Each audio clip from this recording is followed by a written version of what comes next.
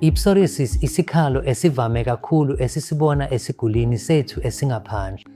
Ikhona emhlabeni wonke, ikakhulukazi phesheya futhi izange kakhulu eNdiya. I-psoriasis isifo esingatheleleki.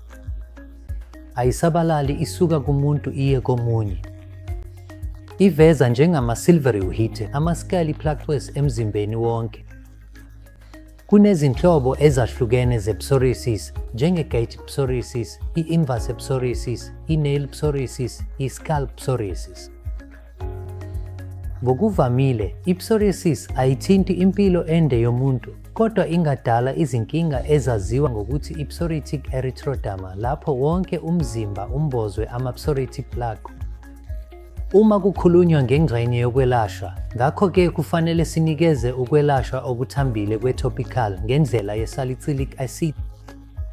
Nakuba kuyinganekwane ukuthi i-steroid akufanele isetshenziswe, kodwa i-steroid iyinhloko ekwelapheni i-psoriasis enesihloko, hhayi i-oral steroid.